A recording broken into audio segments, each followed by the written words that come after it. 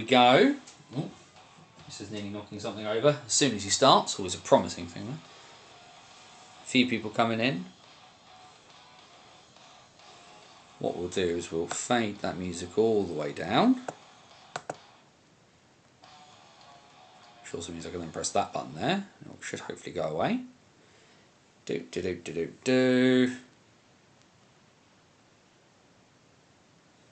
let that work. And if I press that button there,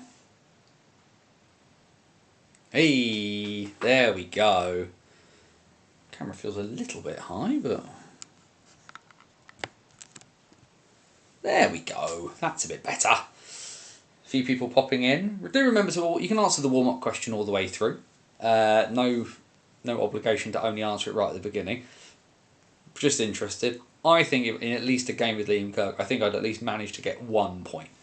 I would stand still, I think, is probably what I'd do. I would try not to be offside and then desperately just scramble in front of the net and screen the goalie, because that's pretty much all I'm good for at this stage. A few people popping in there, though. 2 Andrews first in this morning, as always, so bonus points for them. Not sure what happened there. Google Assistant trying to turn itself on. It's been a day of news. It's been a day of a lot of news. A few things to bring you, of course. A few things to chat about, obviously, and all the usual bits and pieces to go through. We'll just give people another moment or two just to get themselves in. Certainly appears that we are live. I'm just double checking the stream itself, just because of paranoia. It's showing that I'm live, which is always a promising start. There we go. That's what we want. There we are. Right. Obviously, it's the wrong day, but such is life. Sometimes we make stupid decisions and we accidentally double book ourselves for things that were more important than this. Let's get going. Guys, gals, and the gender fluid and all beyond the binary. It's the wrong day. It's Thursday, it's 8 PM, and welcome back to the BOTW What's Current stream. My name is Anthony Russell, here to take you through the weird, wonderful and wacky world that is the National Ice Hockey League structure here in Great Britain. We focus on the National Division. That is our bread and butter. That is our home port. But of course, we are here to look through everything across the whole NIHL, whether it's the National Division or Division 1 and the Division 2 in the north and in the south. Fantastic to see everybody again. Before we get started, usual going. Share the stream out, hit the retweet button. If you're on Facebook, share it out that way as well. TikTok, don't use TikTok, but use whatever social media you want to. Tell people that we're here. Like I say, it's been a busy day for news in some ways. By sheer good fortune, doing this stream on a Thursday appears to work out really well for all of us, because there's so much fresh news to talk about from today. That we kind of need to get into, that actually delaying by a day because of my own stupidity and double booking myself has actually worked out quite well. So we will take that. Either way, before we get into too much of the news, because like I say, some big results from last weekend. Huge game in North 1 to kick off their season there that we definitely need to talk about, as well as some other bits. South 1 off and running. The Champs run really close, making a meal of it for themselves in South 2. But before we get going, we better do our usual bit of housekeeping, which is bannersonthewall.wordpress.com, your number one source for all things related to the NIHL. And of course, though, a little dip into Elite League territory this week, because Muggins here was back behind the microphone for the Guildford Flames on Sunday, a game that ran really late because the team turned up late, and then the face-off got delayed because the pad had a variety of issues with it. But plenty of excitement, if nothing else, from Guildford versus Manchester in the Challenge Cup. We'll talk about that a bit later. But of course, you've got our Banners on the Road series that sort of guides you through my weird and wonderful journey. Whilst my team, the Basingstoke Bison, are off somewhere in the mist, just out of view, I am basically wandering around British hockey and finding games to go to. Banners on the Road is my series where I just give you a big in-depth look at whatever it is I've got to look at this week. This Saturday, where you will find us. The next Banners on the Road, well, where else will I be in September? It has to happen. It happens every year. It feels like it happens every year now. Solent Devils Invicta Dynamos from South 1 is my game this weekend. You will see all of that and the Banners on the Road series on the website, as well as our Hockey Story series. Still in production. The person I'm trying to interview, we just haven't managed to find times to kind of coordinate for it, but that's in production. Got some other big interview bits and pieces coming in the background as well. I try not to kind of release sort of too much stuff until stuff is actually done. I've been burned in the past by kind of saying, oh, this is going to happen, and then it doesn't happen. But we've got hockey stories in production. We've got some big NHL interviews in production as well that we're trying to work on. But plenty of stuff. All of that you can find. 13 years worth of content. Nearly 1,000 pieces. Like I say, I'm slowly edging towards having published 1,000 pieces on Banners on the Wall.wordpress.com. So thanks for joining us for the ride for that, if nothing else.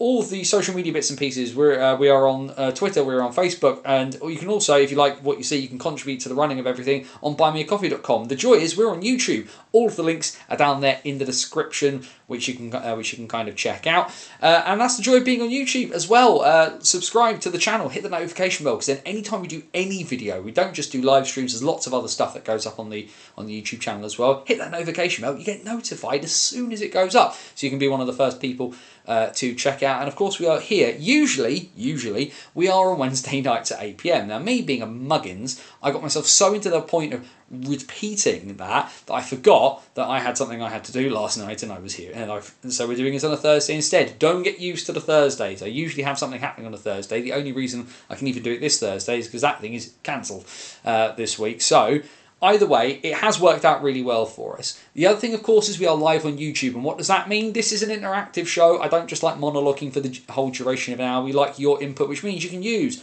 the chat that's over there on the side. Questions, comments, thoughts, feelings, anything that you want to stick out there as we're having a chat during the show, please do stick it in there. We keep tabs on it regularly. All we ask is if you are going to contribute to the chat, remember the golden rule. DBAD, don't be a dick, be respectful of other people's thoughts and feelings, and we are all going to have a jolly good time.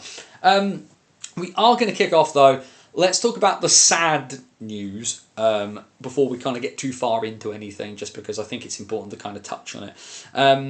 And that is, aside from the fact in the last little while, there's been the news that former NHL enforcer Stephen Peets has passed away at the age of 44, which is no age, especially for me being 40. The thought of potentially passing away at 44 is terrifying for me. But of course, the news that has properly sort of rocked British hockey to its core is the news that, of course, the passing sort of late last night, early this morning, of Ken Taggart. Now, for people unaware, obviously there's big articles about it on Ice Hockey UK and the EIH website as well, to kind of, you see the ridiculous legacy that a guy who came over as part of the American forces has left on the sport in this country. Now, my personal interactions with Ken were very, very small.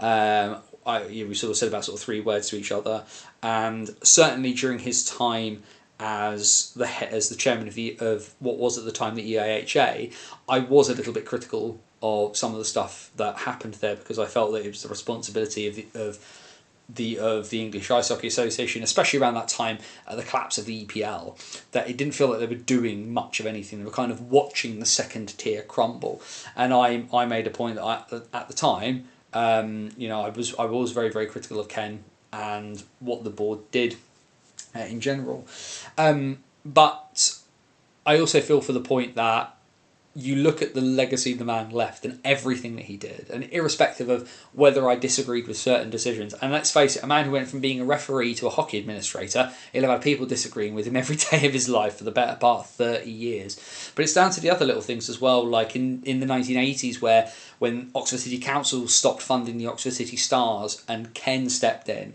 to keep the Stars going. It's helping a variety of people get into officiating at any sort of level. I've seen Dave Cloutman talk about the support that Ken gave him there. It's about the fact he was really, really big on making sure that women and girls junior teams got ice time, that it wasn't just about the EPL, that it wasn't just about what was the old English National League. It was about everybody who wanted to play getting the chance to play, and everybody kind of getting that chance to thrive to whatever their ceiling was in this sport. So for the criticisms that you justifiably could have had about certain decisions that he made, it kind of pales in comparison as we kind of look back at the life of Ken Taggart to just what he put in. And you will never please everybody. You just can't. It's impossible to do. But if you can go out with everybody kind of respecting the job that you did, I think you've left a legacy kind of worth leaving. A lot of people sort of talked about the fact his favourite drink was JD and Coke. I don't have any. I don't drink JD, and I don't drink Coke. Actually, it should be said. So I don't have any of those. All I have is the trusty water bottle. So if you do have anything, if you've got a drink to hand, then I'd say charge your glasses, and we say thank you very much, farewell, and may the beers, may the drinks be cold. May the ice be cold, and may you enjoy the view from where you are. To Mr. Ken Taggart. Take care of yourself, sir. Rest in peace. Rise in power. So that's that bit done. We won't speak too much about Stephen Peat because obviously that situation is kind of developing, unfolding. But let's kind of kick on to it. We will start with the news that's coming out of the National Division, which came out today. That ahead of opening night, which is tomorrow night for the National Division.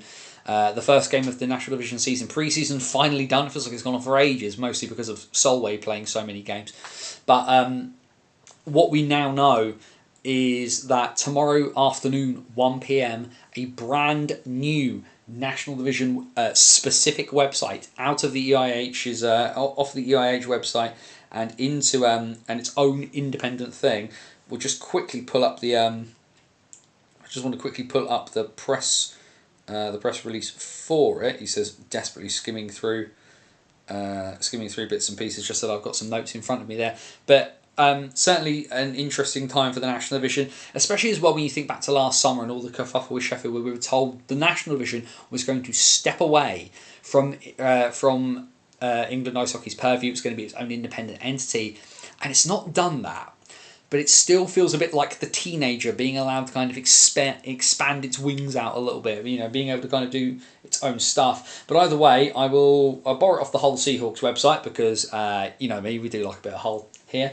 Planet Ice National Ice Hockey League National Division unveils new website and game management system. So very, very big, very important bit of news there, if nothing else, on game management. The website is by the by. Actual game management is going to be the interesting bit. The Planet Ice NHL National Ice Hockey League is delighted to announce the forthcoming launch of its highly anticipated new website and game management system. Were we anticipating it? Did you tell us it was coming? Set to go live tomorrow, Friday at 1 PM. This state-of-the-art platform, powered by Czech-based esports technology, marks a significant step forward in fan engagement and operational efficiency for the league. So, before we go any further, before anybody mentions anything, who are esports technology? They are the same company that does the website and the game management for the Elite League.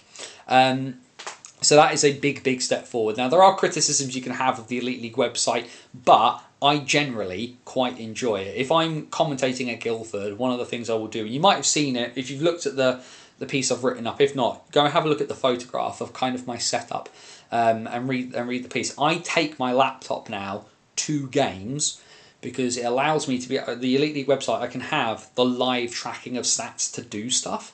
I can obviously flip between the different games that are happening because I like to update people on other scores. I also like the some of the stats kind of that are available are really, really good, and the availability to kind of track things in live time, like shots, heat mapping. Now, I don't know what necessarily we're going to get out of this new National League website in the immediacy, but the fact that they're using that as a game management system is promising to start with. It's worked for the Elite League for so long, so why not use it for the National Division? Now, what does this mean for Division 1 and Division 2? Well, the EIHA system of choice en masse is Game Day. Now, that is going to be used for Division 1, Division 2, North and South, WNIHL, and the juniors is the way that they're using that. And Game Day is what it is. It's a bit of a blunt wage tool. Let's be 100% honest on that front. It is not it does not have the level of statistical sophistication of what the National League are about to unveil tomorrow, of what the Elite League use now. What Game Day will be is it will be straightforward. It's generally quite easy to read, I find, although it does seem to put in a couple of extra bits of sort of extra lines of bits and pieces that it doesn't necessarily need to do. But also as well, Game Day is mostly new for a lot of people, and this new National Division system is going to be new for the people using that. So whilst what the National Division teams have clubbed together to pay for to have that is different, Game Day will also do a job. And whilst it won't have as many of the bells and whistles, I think the thing to remember is that it's just different, and people will get used to it. And ultimately, if the National League teams are prepared to put up that money to stump up the funds to go, right, we want to do this and we want to give this a go, and stick to the pod. And I don't blame them for this as well. And they sort of said, and we were having this conversation on X earlier, and they said maybe I should just accept that with Division 1 I should shut up and not worry about it. And I said no, definitely don't shut up. But there is a difference in the amount of money being put in and how the teams are run between the National and Div 1 and Div 2. And with all due respect to Div 1, if the National Division want to pay to do that, let them go and make the mistakes first. Because actually, for Div 1 clubs, a website like this and using a game management system like this is expensive. And actually, there isn't as much money in Div 1 as there is in the National. Let those with the money make the mistake, might be the thing I'd say in the first instance. And then worry about what happens there. But the other thing as well is that, does Div 1 need that level of statistical enhancement? Is there stuff on Instat that they already have access to that they could be using instead, rather than paying for extra?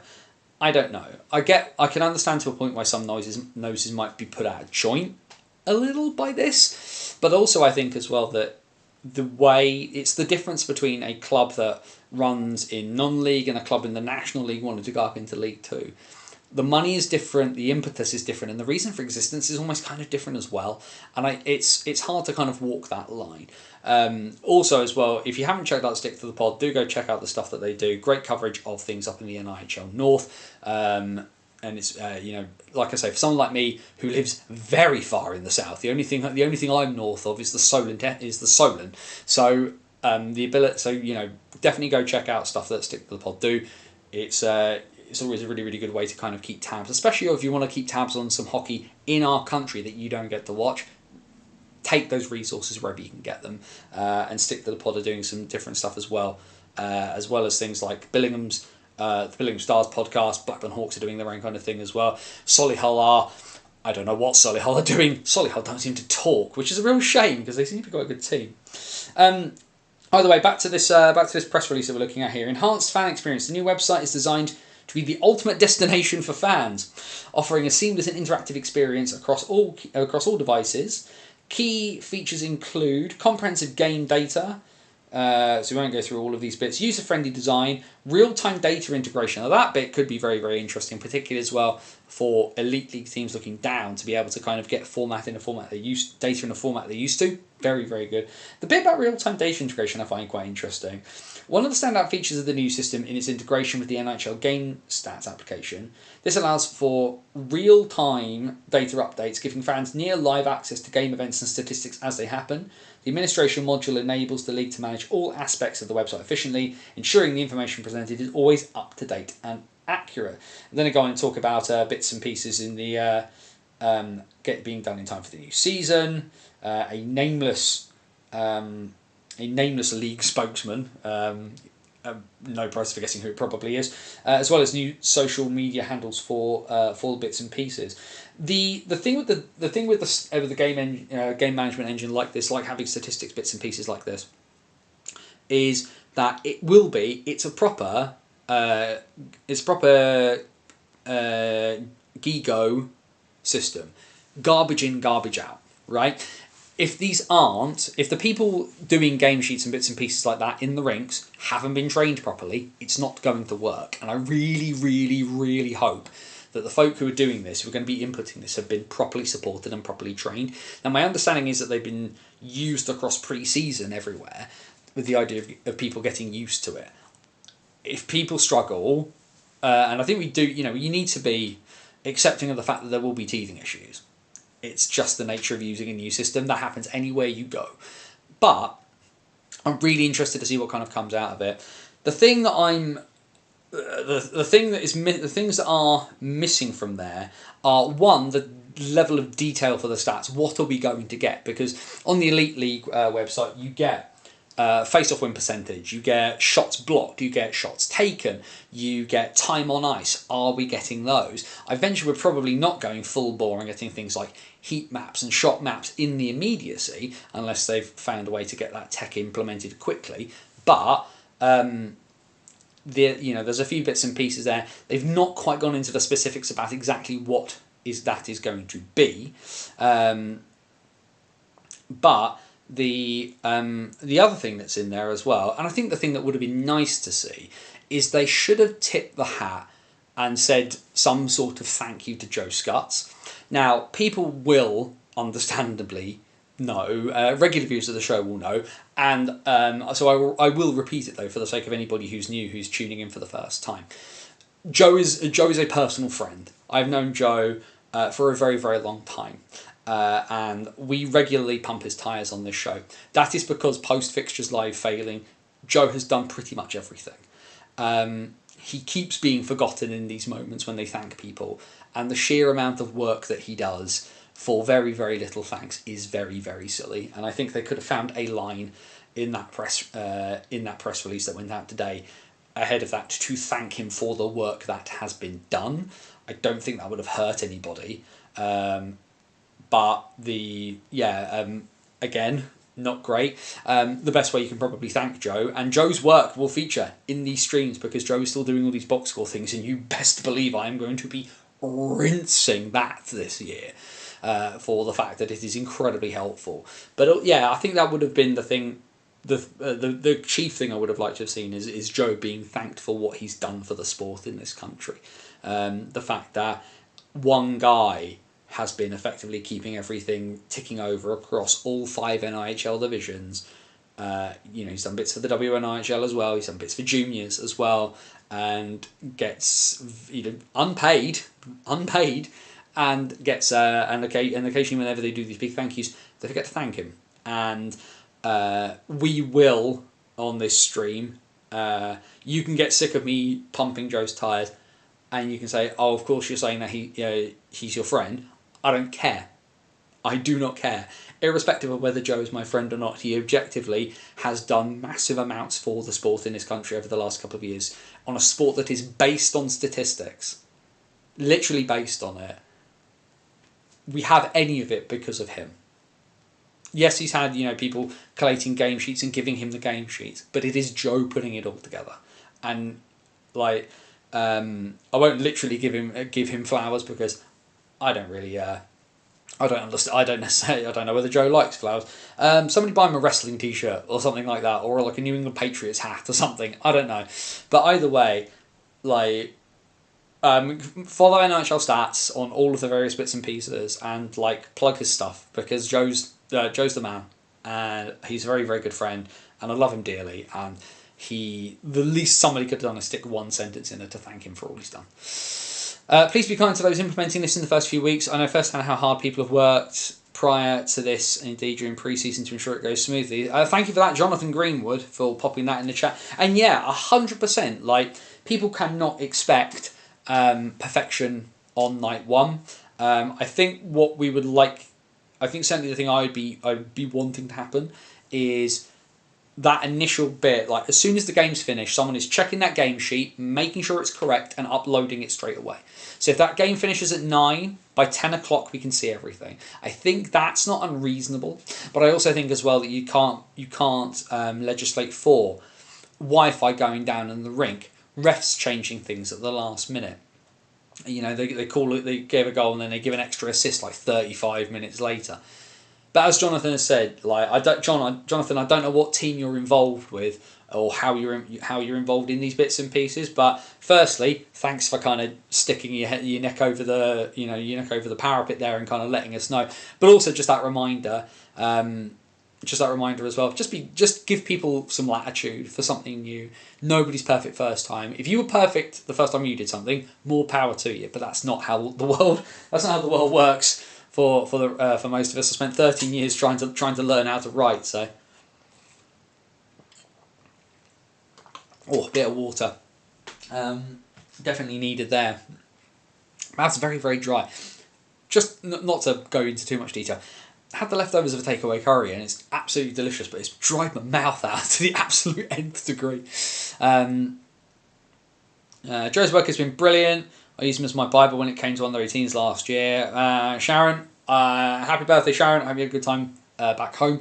Andrew Day, I second that. Joe's done a great job with NIHL stats. Yep, Joe's the man. Joe is brilliant. We will always pump Joe's tyres. And as I said, if nothing else, you'll see some of NIHL stats' work when we get on to Division 1 and Division 2. Either way, we should probably talk about some of the hockey from the last couple of weekends that now ultimately doesn't actually matter. Pre-season, it's like, whose line is it anyway? Everything's made up and the points don't matter.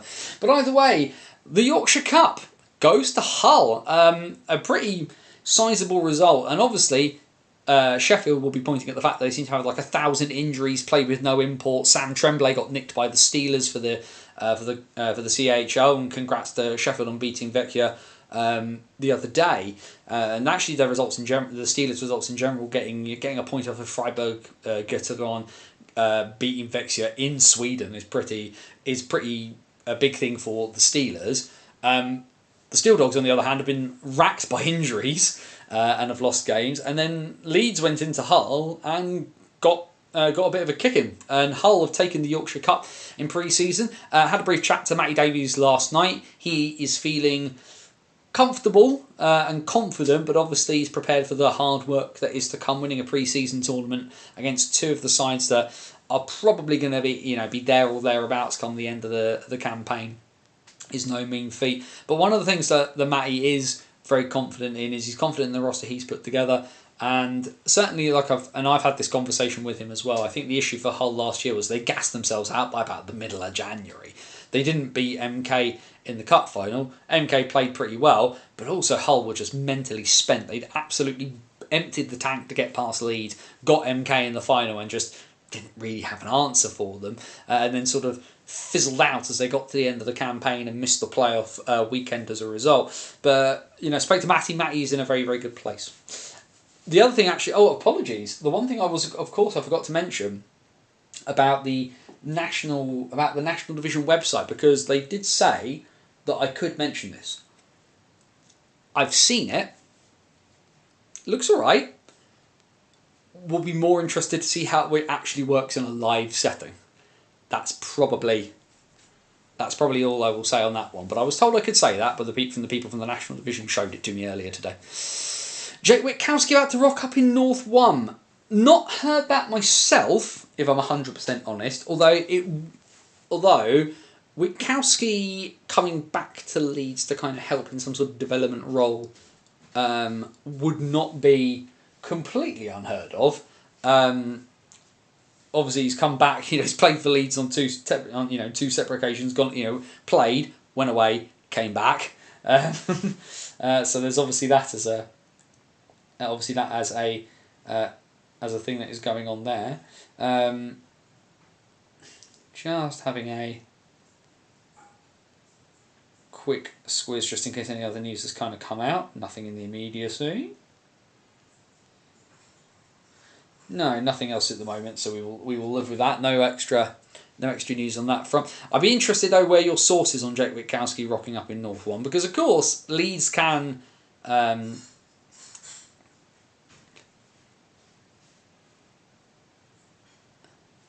obviously we can kind of understand what the with North 1, as with all the other divisions below the National Division, they're dropping down to 2 imports.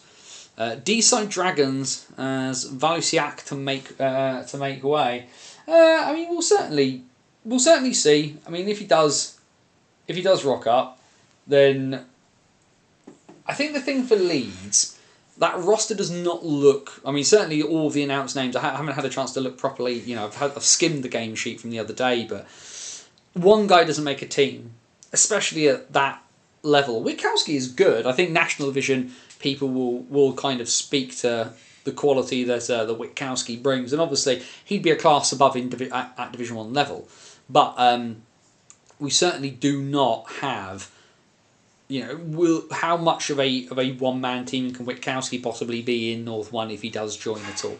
See, Andrew's sticking the results from the Yorkshire Cup bits and pieces into the chat for us. Thank you very much there, Andrew. So Leeds winning 7-1 against Sheffield on Friday. Hull winning 5-2 against Sheffield on Saturday before winning 4-1 themselves against the Knights on Sunday. Pretty interesting. January is Jake's time, says Jonathan Crew. I mean, he's not wrong. He's not wrong there. Because that's happened twice now. So certainly some... certainly maybe if he appears early, Jake Witkowski turning himself into the new Jonas Hög, and again for Stephen L. The jokes are kind of writing themselves on that front. Either way, plenty of other bits and pieces going on as well. It should be said in terms of games being played. MK. Back to winning ways against the Bees. 2 wins against the Bees. Good test for the Bees though. And actually, the Bees are taking on Milton Keynes. I want to say it's the 28th. I think it's Saturday the 28th of September at the Hangar.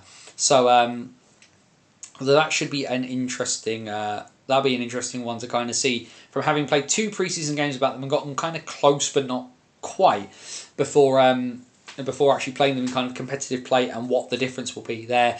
If you've not checked out the Bees highlights from their game against MK, do go and check them for the absolute utter calamity of a goal. I can't remember which MK goal it is, whether it's the 4th or the 5th, but it is the worst 3-on-5 you have ever seen in your life. Poor Max Wright decides to come out and play the puck and is caught out.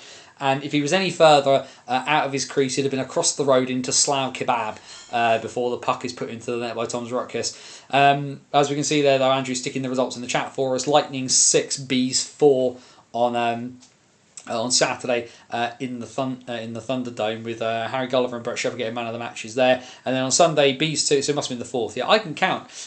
Bees 2, Lightning 4 with Josh Poole, of course, announced by the Bees as being on a 2-way pretty much immediately after that game, straight after that game. And Malik Martelli, Malik Martelli is always an interesting one because I remember there was a conversation very briefly on Twitter, Liam Stewart saying how he was amazed that Malik Martelli didn't have a 2-way contract, and I said when Malik Martelli wants to go to the Elite League, that boy ain't going to need a 2-way, he'll go straight in, and he's one of those players who when people sort of say to me, who could possibly come up, a big like searchlight, like straight on Malik Martelli for the quality that he has there. But Josh Poole, as I say, joining on a 2-way contract as well now for the Bees from the Cardiff Canucks.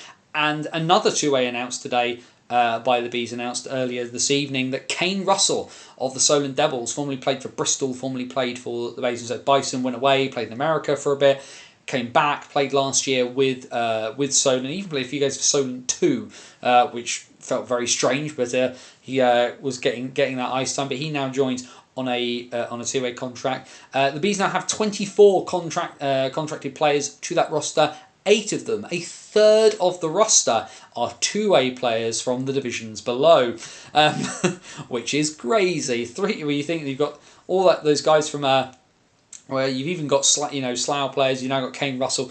The influence of Ashley Tate kind of coming in here as well, because they'd obviously done this deal with Cardiff and Trevor Hendricks to kind of pull people in.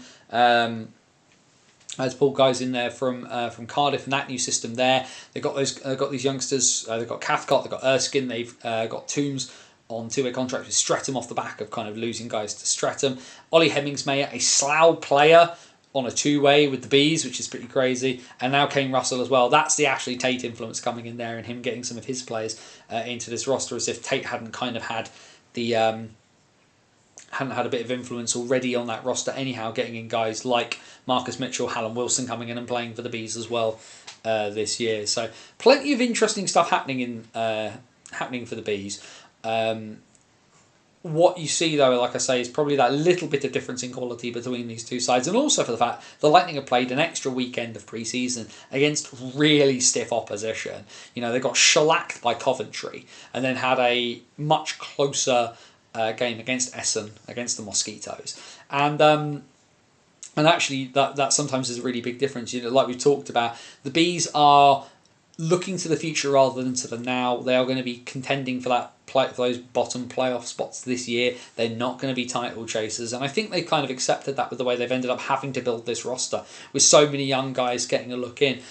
But it's the chance for these kids to show up and show out. This year, 24-25 becomes a big shop window for a lot of these young kids, 16, 17, 18, some of them, sort of 19 into their early 20s. But the opportunity is there for them to have a crack at National Division hockey when they get that opportunity, and maybe next year it's coming in and being full-time. So yes, the Bees have 16 contracted actual guys on contracts where the Bees are the primary holder, as it were. But lots of guys that can kind of rotate in. The issue, of course, is for so many of these top end these guys, particularly the ones that are they've got one guy from Slough, 3 guys from Streatham. Streatham and Slough are title challengers. Like, they are going to want guys. They're going to want guys to be fit. They're going to want guys to be healthy. But at least Ben Payne is going to let guys play. Lucas Smill is going to let guys play. And then, of course, you think about the fact that so many that 4 of Slough's biggest players aren't on 2 ways with the Bees; they're on 2 ways with Romford instead, which is pretty crackers, all things considered. Speaking of Romford, of course, they were in pre-season action against the Invicta Dynamos, a cross-division encounter. 2 relatively comfortable wins, it should be said, for the Raiders in this one, but a fantastic chance for them to ice some of their younger players. The biggest one, of course, getting the most headlines, mostly because of the fact he got so many minutes. Max van Mullen, the young 16-year-old netminder, his first season this year of senior hockey, played in the Guildford junior system last year, originally from kind of sort of that North London area, and with the absence of Tom Brown, who's been out of the lineup, we've not had any confirmation 100% of what is actually up with Tom Brown, but it's allowed Max to step in, and he's and actually he got a lot of ice time this weekend. You know what? It serves so many masters all in one go. It gives Ethan James a bit of a rest heading into the season, so he's going to be fresh, having not played too much this past weekend. Van Mullen is going to be one of the 2 netminders in the immediacy for the Romford Buccaneers, the South 1 side at the Sapphire, and he has got game time action against the shooters of the kind of quality. And you think of some of those guys that Invicta have got, people like Dan Scott, Aaron Connolly, they've got Mads Toon, they've got Ruskin Springer Hughes, who can put the puck on there, Bailey Chard, who can put the puck on there, and the fact that Romford's Div 1 side are able to kind of make use of this young man, and he's got some iron against some top end shooters in that division already. That's going to bode really well. I'm fascinated as to what happens, because if Brown is injured in the immediacy, what do the Buccaneers do? Now, off the top of my head, I'm struggling to remember. I believe Sonny Phillips is back for the Buccaneers. So the Buccaneers do have kind of an established Division 1 number 1 netminder there. Though obviously they will be wanting Van Mullen to get some ice time. But has Max Van Mullen, if something's happened, is Tom Brown out long term, having joined from Billingham? If he is out long term, has Max Van Mullen just played himself into a National Division backup spot at 16, having not played any senior hockey officially? That's pretty crazy. Andrew there has stuck the results in there. Dynamos 4, Raiders 10 down in Gillingham on Saturday. 4 goals for Andrew Schufelt, who appears to have settled in well, shall we say. And another goal for Jacob Ranson, who's having his most productive pre-season for quite some time. And then on Sunday at the Sapphire, Raiders 6, Dynamos 1. Was the final score there? I believe both. Is that both net? Yes, both netminders got man of the match there. Owen Ryder getting man of the match for the Dynamos on Sunday. I like Owen Ryder as a netminder. I've always been very impressed with him when I've seen him. I think Brad Windybank joining Invicta this year is going to be really, really good. I think it's a good move actually for both parties. Brad's had so many injury troubles. The ability to stay fit, have a slightly smaller schedule, and the ability to kind of just get to play without getting hurt too often, I think will be really, really good for him. But it's also a really good 1-2 punch for Carl Lennon as Dynamo's coach. Ryder is established at that level. Won a cup with Invicta a couple of years ago with him as the netminder, and then having Windybank, who's he's a solid netminder in his own right. He was not a National Division starter level. He certainly, I believe, was probably a step below Ethan James. But Brad Windybank has got the ability, and actually where he has been hurt a lot recently, this is an opportunity for him to just step back to step forward, because the talent is very much there for Brad Windybank if he can find it. Max unlucky not to get a shutout on Sunday. Looked good. Max played both games. He did, yep. And I'm sure Jason Buckman is really pleased about that from a Romford Buccaneers thing there. Dave P, Romford fan, as we can tell by the avatar. Max was amazing. I'd love to see him in a Raiders jersey permanently. I wouldn't necessarily worry about kind of rushing him. Like I say, he's just turned 16. Of course, for those of you who don't remember, Max Van Mullen does my graphics, designs a lot of the thumbnails. We'll see his graphics in a bit when we go through the fixtures momentarily. But yeah, certainly a very, very talented young man. I chat with his mum Tanya relatively frequently, just because where Max is a minor and he offered and wanted to do some graphic work for people, I do all of my communication through Max's mum Tanya, just because like it's the safe. It's, you know, that way she kind of gets to scream what's happening with her kid, which is absolutely reasonable in this day and age. But we talked about the fact that he's so focused on kind of doing everything well, and that is he's such an impressive young man at such a young age, and I just really, really kind of hope that the doors are open for this kid, because you've seen the quality of the work he produces here, and we've now seen a little bit more of what kind of netminder, and you know, he played in the Riga tournament this summer, so this will be interesting, and obviously has clearly excited the faithful at the Sapphire already. Peterborough and Telford went and butted heads during the last weekend as well. 2 wins for Peterborough. Very close games. They won it in 7-5, which is, you know, again, who needs to defend? It's only pre-season. But lots of certainly Peterborough. It certainly felt like it took Hayden Levine a game to warm up against the Raiders, and now has kind of sort of gotten himself sort of rocking and rolling. It appears that Ferrara and Larkinen are kind of knocking things about and are starting to kind of find their way. Conor Glossopers, of course, joined on a sort of a month-to-month, or at least joined for a month, as we've seen. But yeah, so some impressive. You know, Peterborough seems to be up to decent speed. Cam Howell seems to have, you know, gotten himself kind of settled in quite well. The other thing that Tigers fans finally got to see, because he wasn't in their first weekend against Swindon, was Zach Yokoyama.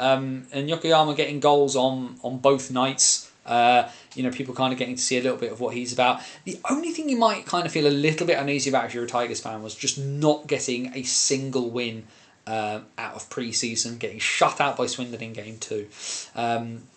You know, just that when things start to become real this weekend, that, you know, you're going to want to get a win quickly if you're the Tigers, I think, just to kind of prove to the point. So we can see their scores have come up there from Saturday. Tigers 2, Phantoms 4.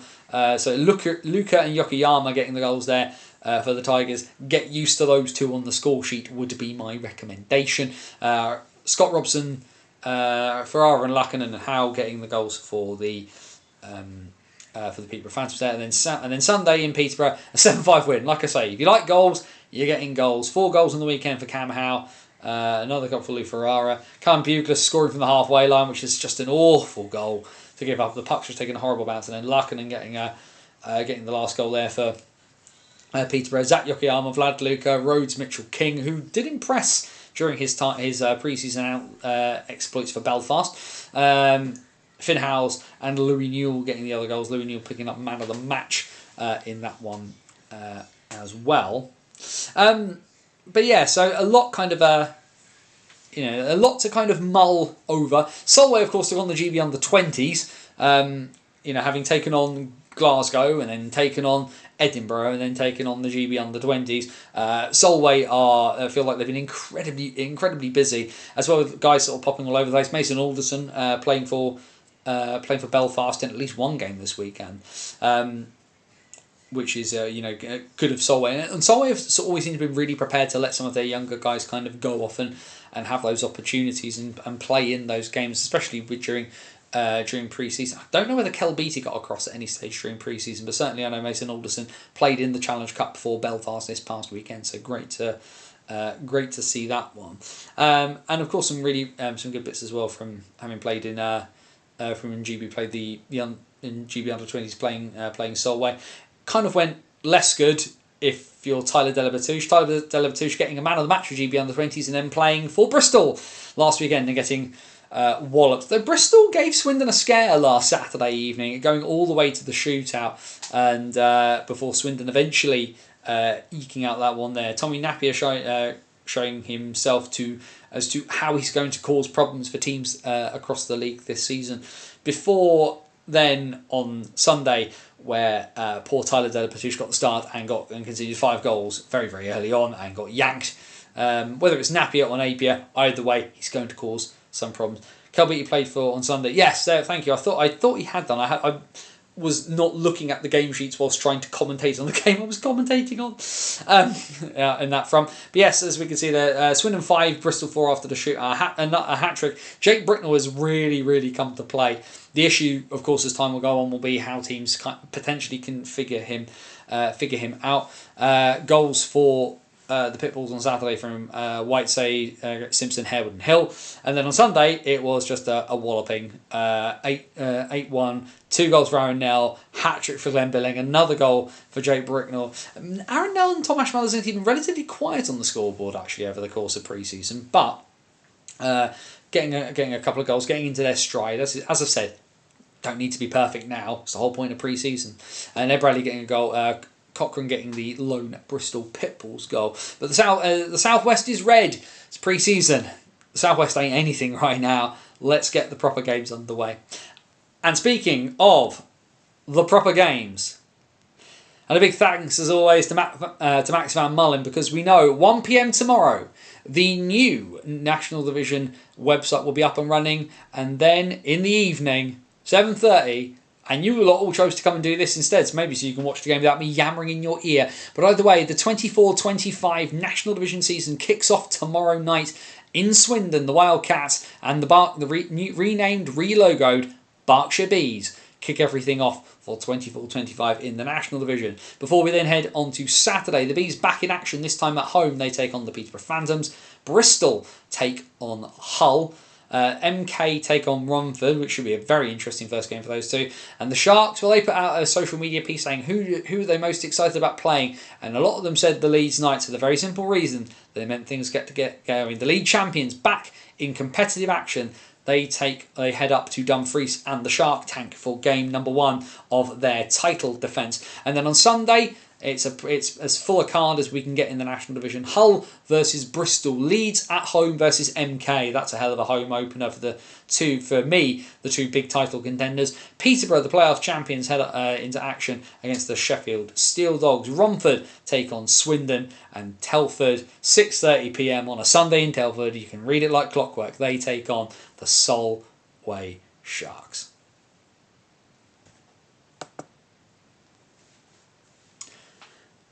And there we go. That's kind of the National Division for the moment. What we're going to try and do, he says, pressing buttons, because he wants to do this.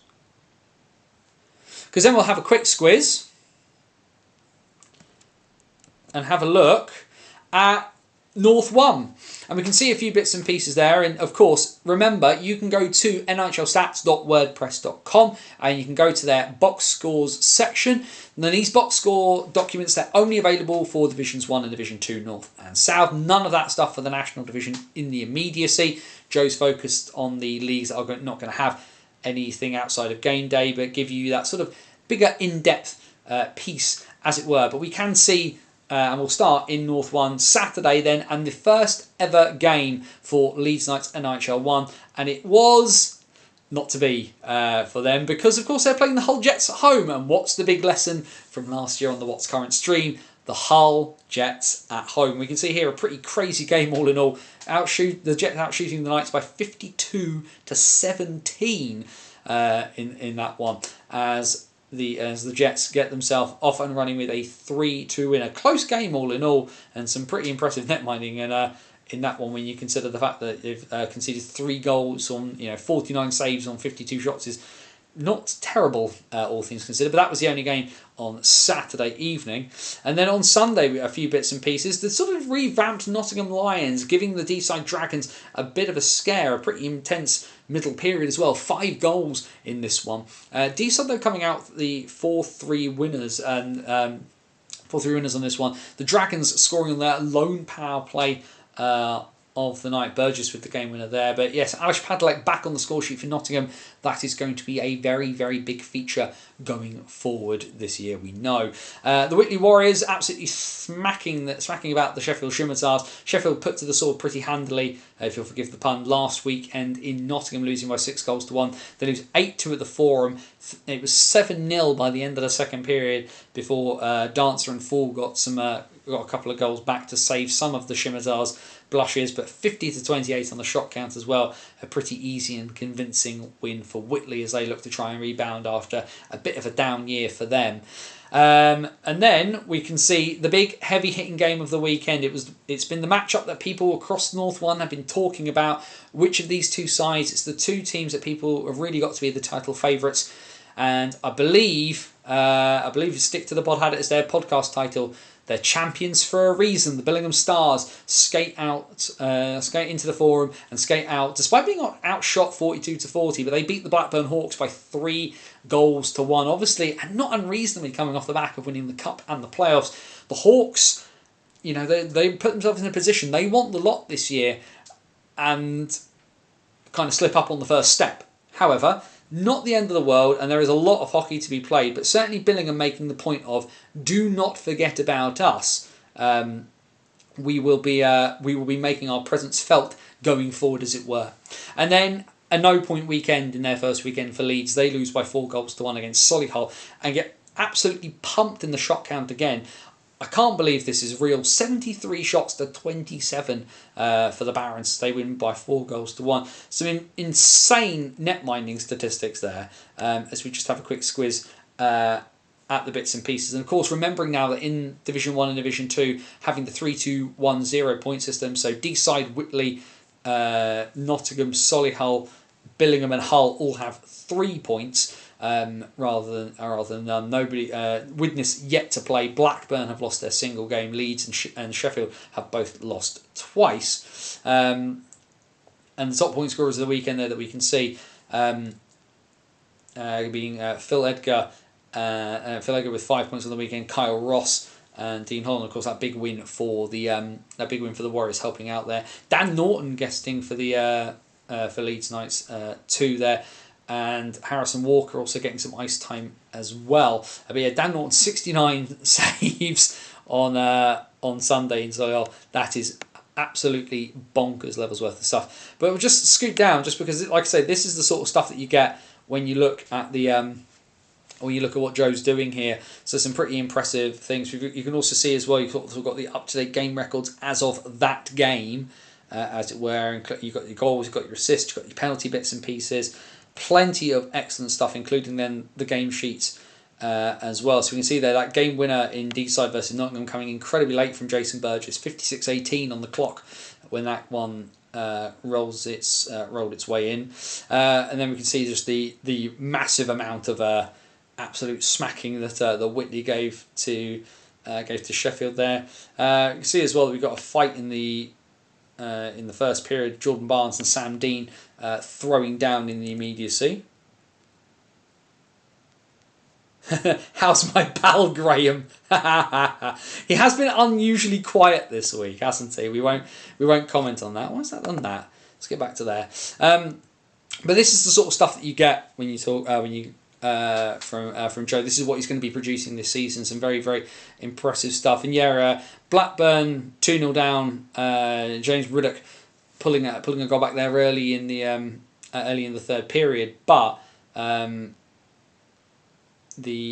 certainly then that later-ish goal from Joe Wallace being set up by Chris Sykes, finishing off the job there.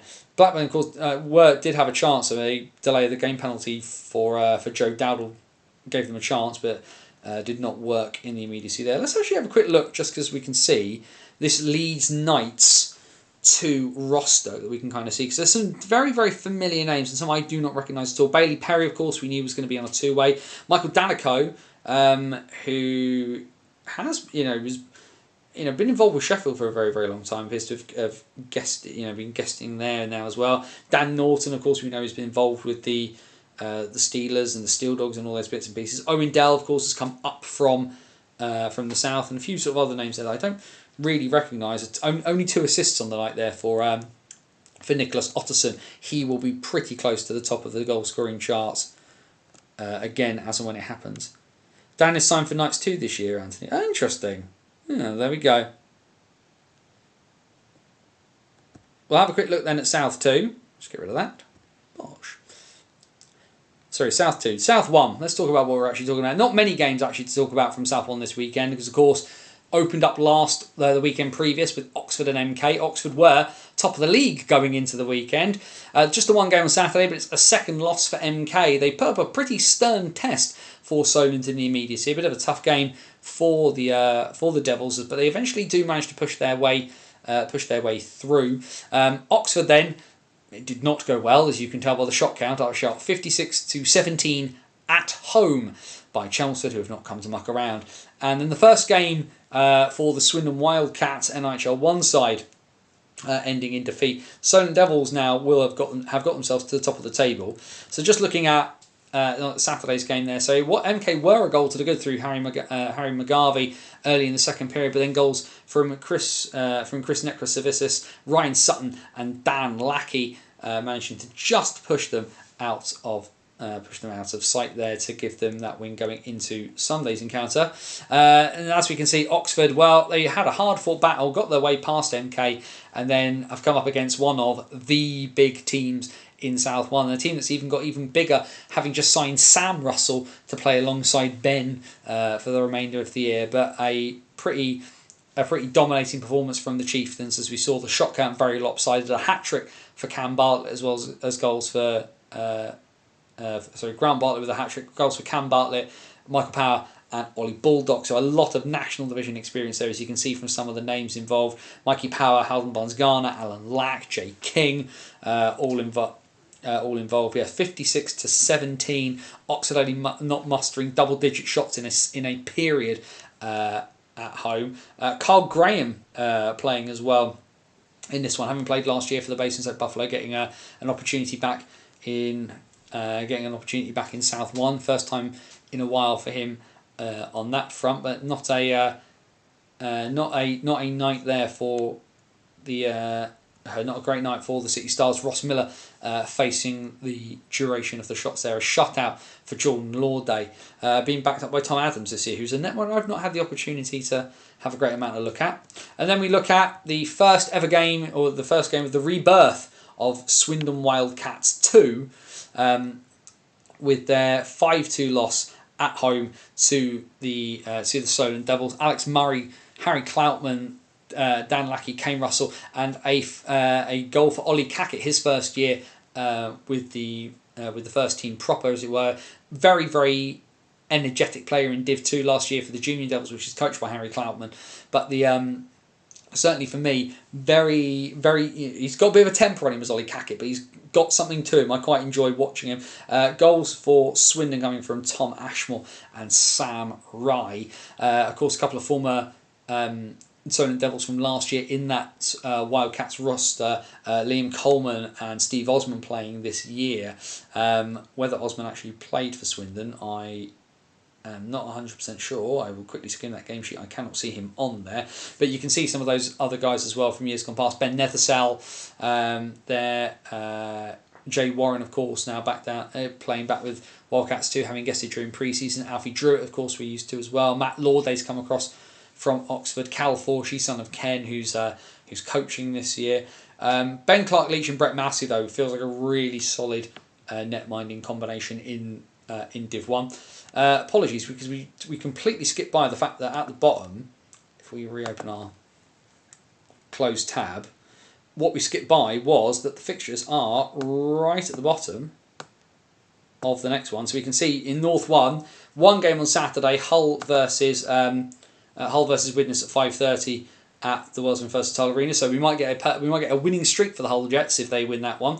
Then Sunday, 5 o'clock, Deeside versus Blackburn and Whitley versus Nottingham. A chance for Blackburn to kind of rebound, but a chance for the Dragons to kind of keep pressing on, as it were. 5:30 at Hobbsmoat, Solihull versus Hull. Can Hull win on the road? Insert all of your jokes now. And then Widnes versus Billingham at 5:30 as the Wild begin their 24-25. Should be a very interesting year for Widnes, given their sort of very young-ish roster. With a new coach as well. South 1, as I said, it's where I will be on Saturday, 5 p.m, Solent versus Invicta. One of those games that always happens right at the beginning of the season, and I always massively enjoy watching it. So it should be a bit of a good one. I'm fascinated to try and watch Aaron Connolly try and figure out how to play in Gosport. 5:15 on Saturday, Romford versus Oxford. Can Oxford recover from their walloping they got last weekend? The Champs are back and playing. 5:30 on the High Road, Streatham versus the Cardiff Fire as they step back into Division 1. 5:45 at the Riverside, Chelmsford versus MK. And then 6:30 at the Link Centre, Swindon Wildcats and well, hang on a second. How are Swindon and Cardiff playing in this? How are Cardiff playing in both London and Swindon? That's impressive. Sunday, Invicta and Streatham, 5:45 in Gillingham. Cardiff versus Swindon. There we go. That makes much more sense. Cardiff playing Swindon in Cardiff on Sunday would probably help them rather than trying to be in two places at once. And also at 6:45, MK versus Slough. Really interested to see how Slough go this year. They look very impressive. But yes, answers on the postcard as to how Cardiff can be in both Swindon and London at the same time. Fascinated to hear that one from everybody. In North 1, not a lot of games. One game on Saturday, 2 games on Sunday, and it was the traditional Kingston Sharks 12:30 face-off. What a way to start your season. And the Sharks get the win. They are off and running already with their first win of the season on opening day. A 4-3 win over the Sheffield Titans. The Titans then... well, they had to go up against the Sutton Sting, and the Sutton Sting, who got horribly stung by the Blackburn Hawks during pre-season. The Sting want that North 2 title after falling short against Telford in so many ways last year, and then a 6-3 win for Altrincham against Nottingham. So if we just scoop down there, we can just see, but yeah, a 3-3 going into the last 3-3 at the end of regulation, and a overtime winner 8 seconds into overtime from Mackenzie Barker. Which is pretty impressive, all things considered there. It says it's from Kane Russell, which I'm not quite sure is correct. So I didn't think there were 2 Kane Russells, but either way, a win for Kingston nonetheless. And there's the list of scorers for Sutton. Pretty impressive stuff there. A lot of different goal scorers as well, which is really good for Sutton. The fact they're able to get goals across the line, but yeah, and a couple of goals there for as well for Sheffield. Second of the season there for Joe Matthewman, who looked relatively decent in that loss against Nottingham there as well. We scoot our way down, and then there's our other game there. The Nottingham the Altrincham Aces getting their first win of the season at the NIC on the small pad, beating Nottingham. Just seem to push themselves a little bit away and out of sight. Obviously, always going to be a bit of a tough year for Nottingham Lions too. Losing, of course, in pre-season action against the Lee Valley Lions, who will be returning to action relatively soon. Not huge benches on either there, but we'll scoot our way down. That they're coming this weekend. One game on the Saturday as the Champs are back in action. The Telford Tigers 2 taking on the Altrincham Aces at 5:30. In Shropshire, and then on Sunday 5 o'clock the debut of the Deeside Ducks, the newest side in North 2, take on last year's new boys, the Kingston Sharks. The playoff champions get underway. The Billingham Buccaneers take on the Bradford Bulldogs at the Forum. Altrincham get their first home game of the season against last year's kind of surprise package, the Coventry NIHL Blaze, certainly in terms of the league. And the Nottingham Lions 2 are at home. That one will be live on the Nottingham Lions YouTube channel. Lions 2 against the Sutton Sting. And then in South 2, 2 games, both on Saturday. Bristol Pitbulls had a bit of a down year after winning the title the year before, but it's another good start for the Peterborough Phantoms, who pushed everybody close in a lot of directions last year. The Pollards doing the damage there, and then, well, the Guildford Phoenix, who I swear do this on purpose, and we'll scoot down, and we see here that from Bristol and Peterborough, it was, Peterborough 3-0 up before Dylan Webb getting a for getting sort of a consolation goal, as it were. But Nathan Long and Collar Pollard are always going to be a bit of a handful on that in that front. Just scooting down, Luke Clark, of course, who we know who has who signed on a two-way between the Phantoms and the Phantoms 2, getting 60 minutes in net, which is going to be really useful for him, better than sort of sitting staring on the bench in a couple of pre-season games on that one. Aaron Burton and Alex Cole, as 2 netminers this year for Bristol 2, so Burton there last year as well. Should be a pretty exciting year for him. He's going to get a lot of ice time there. But then let's just have a look at Guildford versus Chelmsford, because Guildford, I swear, do this all the time. They go 2-0 down at home to Chelmsford. Sam Austin and Harris McLennan getting the goals for. Scott Bailey back playing after a year away, a former Guildford junior back on the score sheet. Bailey from Pets, so 2 former Guildford juniors back playing for the Phoenix, the sort of the top end of the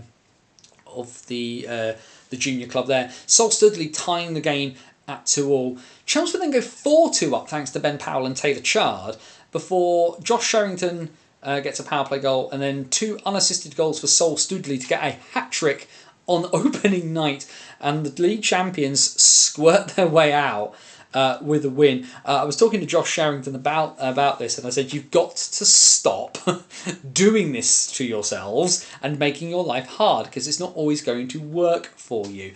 But either way, a pretty impressive to get a hat-trick off the bat. And then this weekend, only 3 games of action to speak of. Alexandra Palace back in action. The London derby between the Haringey Huskies and the Lee Valley Lions. Lee Valley, who've announced they're going to be streaming every home game this season for $4.99 a pop. Fantastic that the team that has routinely been bottom of the league and bottom of the bottom league as well are going to find a way to stream before Streatham, before Slough, before Chelmsford, and every other team in South 1 that isn't MK Thunder. There are no excuses anymore. The other game on Saturday, the Invicta Mustangs taking on the Oxford Rising Stars. A lot of those sort of former names for the Oxford City Stars decided to turn out for the Rising Stars this year. Interested to see how much Oxford can push on as a result. And then one game on Sunday, that's at 5 p.m. down in Gosport. The Solent Junior Devils back in action. They take on the Peterborough Phantoms, fresh off their result this weekend. Swindon versus Slough, I think, Anthony. I can only go and read what I'm given. That's my issue there. Get rid of that. There we go. That should kill off the encoding issue I'm having. Either way, there we are. We have gone through all 5 divisions. Probably focused a bit heavily there on some of the national division stuff and had a chat about it. But of course, we will have a full docket of fixtures from the national to have a chat through next Wednesday night, which is pretty cool, because it means everything's up and starting. But there we are. All 5 divisions of the National Ice Hockey League structure, all looked through. We've gone through pre-season in the national. We've gone through the competitive games in other places as well. A few bits of pre-season still knocking around. Certainly the Elite League, where the weird situation of people playing pre-season games whilst other teams are playing competitive games always feels a bit odd. Just get on and start, I think, is probably what I'd say. But either way, the door is open. It is about 9:10. Other bits and pieces, other topics for discussion people want to chuck in. Now's your time. Chuck them all in. Let's just have a chat through what kind of comes through the chat, I think, at this point. Like I said, I'll talk about it briefly. Commentating for Guildford last Sunday. A lot of weird stuff happened behind the scenes. People being ill, a few sort of tech flubs in places. Manchester being late, the pad getting flooded, which was a bit of a weird one. But yeah, commentary is such a weird experience, and it was weird going back into it as well by myself, where not commentating and having to do colour by yourself can be quite tiring. It's quite an odd experience. A lot of fun, and I think I got quite a decent game out of it as well. There's certainly action that happened. Guildford, of course, getting the winners, having a game winner chalked out with 50 seconds to play, and then scoring the game winner that counted with 6 seconds to play. Not bad, all in all. It's such an odd style of hockey, Elite League hockey at times, in that the teams will kind of revert into this sort of North American chip and chase style thing very, very quickly, and sometimes I feel kind of stifles some of the creativity. But It's so interesting to see teams really stick to a structure that also kind of pushes forward. We're so used to kind of seeing, particularly at lower levels, teams that have structure are incredibly defensive, and neither Manchester nor Guildford are particularly defensive. If nothing else, Joe Morrow is ridiculous, like a defenseman just skating around everybody and then passing it in front. But also very cool that a 162 game NHL player with Montreal, with Boston, and with Winnipeg set up a guy in officially his second professional game for a goal, which is the weird stuff that you only get really in British hockey. I think sometimes it's pretty crazy. But having watched that, Jake Derflinger of Manchester looks really good. Ryan Hughes, who's gone from Guildford to Manchester, looks pretty good. From a national division standpoint, of course, Zach Milton got a good chunk of ice time, got about 10 minutes of ice time, which is pretty good. We've got a bit of PK time as well. Sean Norris and Sam Talbot together again. Got guys rotated into the centre.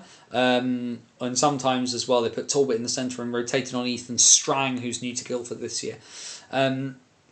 But yeah, all those younger Brit guys. Great to see Josh Waller up close again, having not seen him with my only two eyes for quite some time. Commentary is such an odd thing because it's essentially catchphrase. It's say what you see. But the issue with doing it by yourself, and I know some people watching, and Joe will attest to this. And I mean, he was fortunate for the Beast this weekend to have Tom Graham alongside him, so you don't have to.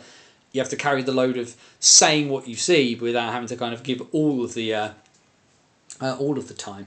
But but yeah, it's such a fun experience. It is really fun. It's very tiring. The annoying thing was I turned up around the time I thought I was going to turn up, and I wanted to get myself a coffee just to perk myself up before I started, and the queue was just so long. It was impractical. So I just had to drink water all night, and then got given a Lucozade by one of the tech crew as well. So I had to sort of push through minus caffeine on that front. But it's a lot of fun. I'm back for Guildford in November for a couple of weeks. Like I said, there's a 4-week stint. I'm there a lot in November and December, so I will have to think as to how we kind of approach not watching as much NIHL where I'm working at Elite League games, to kind of how we do that. It might be a chance actually to kind of use the What's Current stream at that point to let other voices from the NIHL kind of come on and do stuff in this kind of live setting. I wouldn't want to do the What's Current stream as a recorded program. I don't think it works like that. This whole idea of kind of talking through stuff, doing an interview and kind of recording it that way, I think kind of works for that sense. But What's Current's always been live and it's always kind of been off the cuff, and I kind of want to keep it that way. So maybe we do that. We have kind of like an interview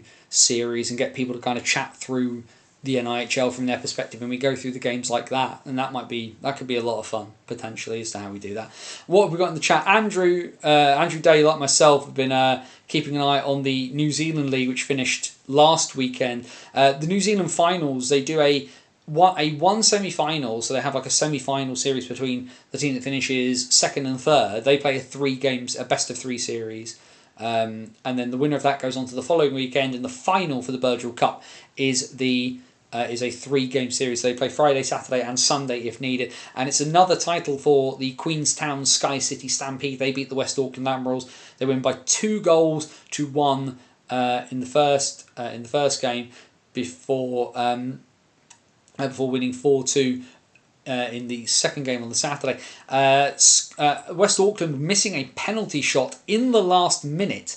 I believe it was 11 seconds to go in game 1 that could have tied the game at 2-2 and taken it to overtime. West Auckland falling just short. I mean, from a New Zealand standpoint, that Sky City team has been stacked for years. Colin McIntosh, who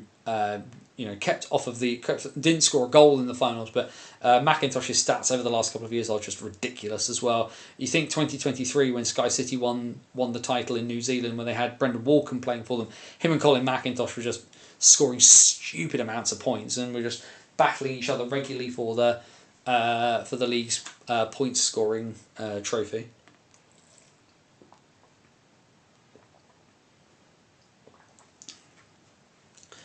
But yes, anything else anybody wants to chuck in? Of course, we're edging towards the NHL season. Champions Hockey League, of course, like I said, we said well done to Sheffield earlier. Pretty positive weekend for them. They're currently in the CHL table. They are currently the highest of the teams out of the Challenger Leagues.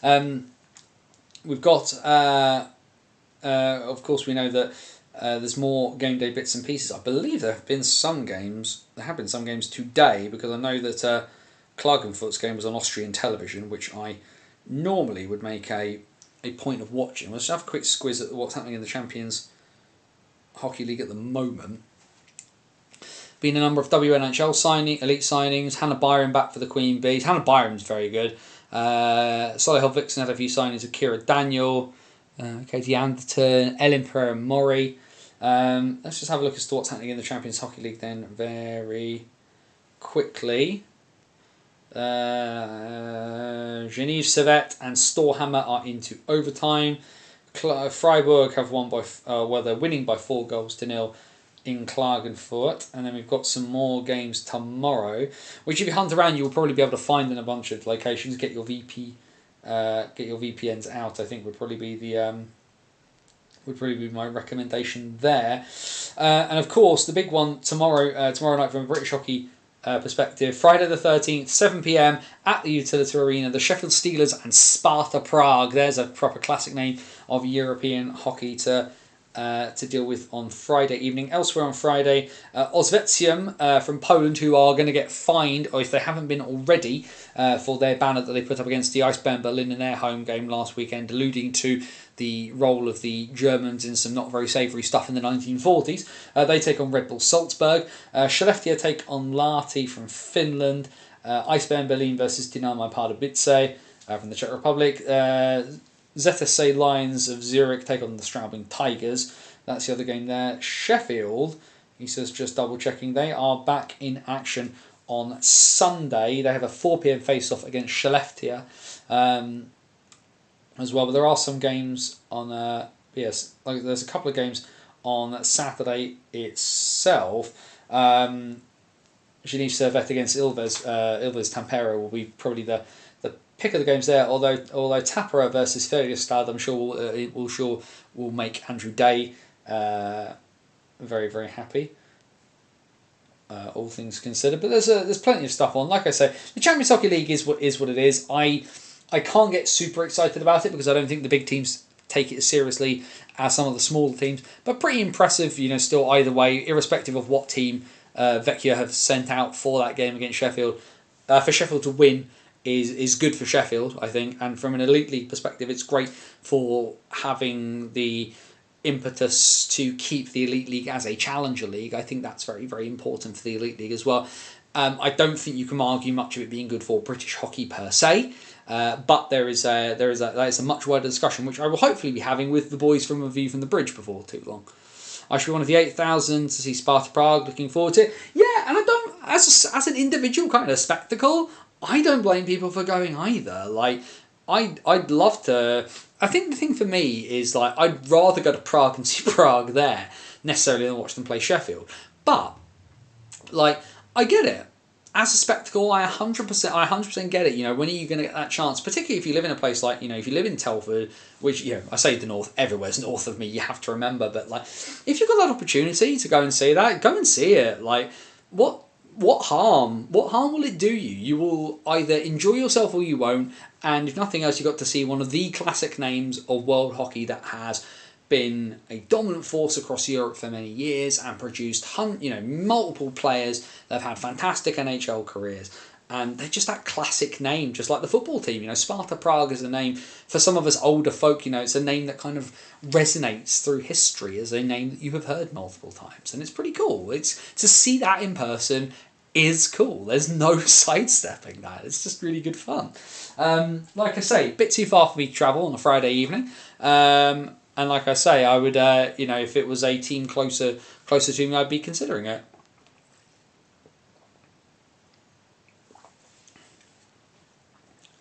Getting a lot of water in this evening. But yeah, and then so Sparta Prague on the Friday, you have to put up with Dave Simser. That is always a massive downside of anything to do with Sheffield. If you can square that circle for yourself, that is entirely up to you. I think I'd probably take headphones. I have no horse in the Elite League race, but a cheeky Friday night game against Sparta Prague that doesn't interfere with Tiger stuff, yeah, I'm all over it. 100%, Karen. Why not? And even better in some ways, to not need to worry about having a skin in this fight. Steelers playing orange? you're not playing Orange. So why not? Why not? Why not go and enjoy yourself? I always say to people, find hockey where you get it. And for me, obviously, a lot of it is because of just where I'm located. I have to find a lot of stuff to watch, kind of online. I will watch my German hockey, the Austrian league being on Pulse Sphere and ORF Sport Plus this year. It's just going to make watching games really easy for me. So I'm probably going to watch a lot more Austrian hockey than I got the opportunity to last year. As well. And also I was back in Austria in the summer, and as a family we all really enjoyed it, so we're all kind of keeping tabs on Austrian bits and pieces. My son is wanting to keep tab. We went and watched Austria Vienna play football, so my boy is wanting to keep tabs on Austria Vienna as well, so that's going to be a lot of fun. Really, really excited to just kind of get the new season sort of properly up and running. And the Ice League's a good league too. Yeah, not over the Steel Dogs turning up in orange too soon. I still maintain the Steel Dogs should have kept their original colours. I think that keeping teams with their own identity... I get why Sheffield did it, don't get me wrong. There's a rationale behind it 100%. I personally would have kept them in their own colours. I think if you want to be a Sheffield Steeler, you go through the process of making them earn Steelers colours and keeping the Steel Dogs in blue, white and black, and keep them as a separate entity. I think makes more sense to me. You kind of earn Steelers orange rather than just being in it because you're a Steel Dog, but it's uniformity of branding. I get why they did it. It's not my choice to make. But if it was me making the choice, it's not the one I would have made. So there we go on that front. No other big news immediately leaping out that I can see. Unless the Bees have signed another two-way. But yes, the Bees now with a third of their roster popping up bits and pieces. Romford put out another video, another day in the life vlog with new import Sean Miller. So he will certainly have some ideas. The last Romford video, interesting. Maybe don't drop the F-bomb inside the first minute. Might be my suggestion, or that's what the edit's for, folks. Just having a squiz at bits and pieces. I can't immediately see any other immediate bits and pieces. Dum-de-dum-de-dum-de-dum-de-dum. Unless anyone's got any other news they kind of want to chuck in, by all means do. We won't be too much longer.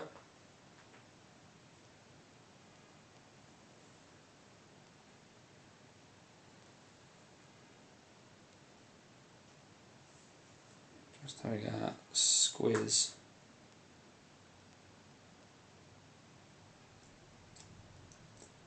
Can't see anything else. No other big news.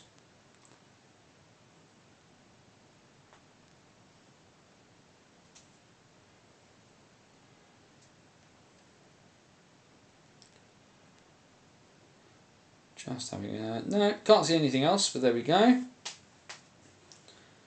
But yes, like I said, the new NHL National Division website coming. I have had a sneak peek at it from the folk from the National Division. It looks good. Like I say, it looks pretty good. I'd be interested to see what people think of it. And of course we get to see whether it all works, which is the big thing. Where are we? 23 minutes past 9. We'll do last call. What I will do...